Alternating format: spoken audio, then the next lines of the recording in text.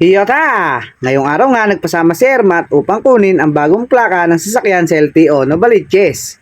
Siyempre, outfit check. Tara Yota! Follow, like, and share! Siyempre, hindi pwedeng maiwan si Bluey, si Sexy, pati na rin si Lalabag.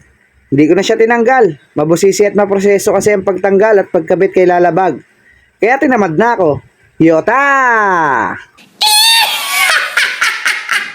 Pangit check, ready na nga kami umalis, kaya update ko na lang kayo kapag nakarating na kami sa LTO Novaliches. Kaya paalam muna sa aming sabdi.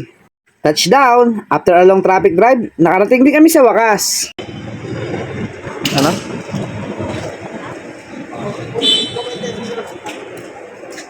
Pagpasok namin sa loob, wala nang katao-tao, kaya agad-agad kami nang inasikaso. Nag-fill up na nga si Ermat para makuha na ang bagong plaka ng aming sasakyan.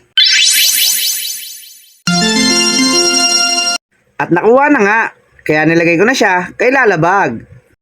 Pag uwi ng bahay, magluto naman tayo ng ulam, panghapunan. Ginisang patola with miswa. At nakaready na nga ang ating mga sangkap. Kaya tara, let's go! Nagpainit na nga ako ng kawali at mantika para masimulan na ang laban. Nung uminit na, inilagay ko na ang ating mga aromatics. At syempre Yota, imekos-mekos natin yan. Nung nagkatas na, agad ko nilagay ang giniling in can para maigisa at tuluyan lang ang pagmekos-mekos. Yota!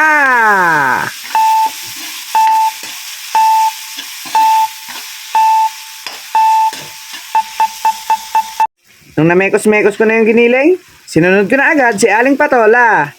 At ano pa ba, Yota? Imekos-mekos mo pa rin hanggang magsawa ka. At dito, naglagay na ako ng 2 sandok na patis. Then, ano pa ba? Imekos-mekos mo ulit.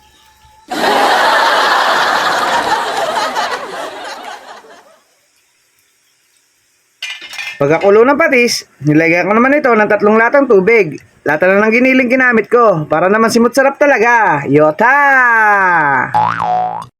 Takpan lang natin ito hanggang sa kumulo. Sa kabilang banda naman ng kalan, nagpalambot tayo ng karne ng baboy para gawing sisig, pangpulutan. Pagkulo, agad ko naman hinihulog yung miswa para all goods na. At ituloy pa rin ang mekos-mekos. Yota! Yun!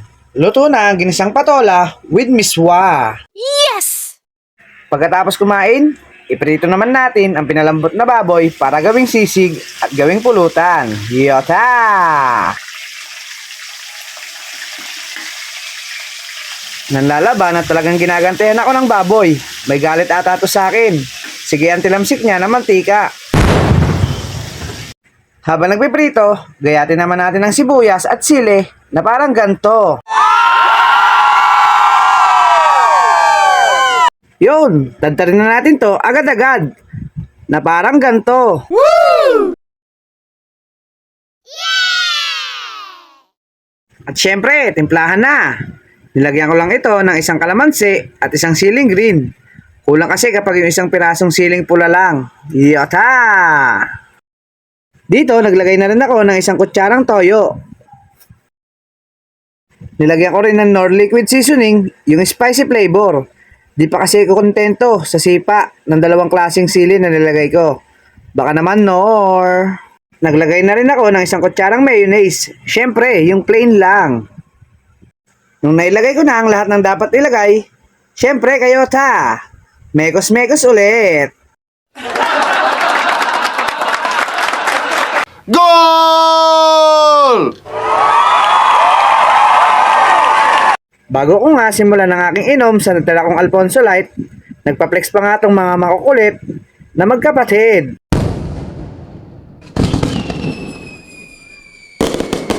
Yota! Maumpisa na din sa wakas.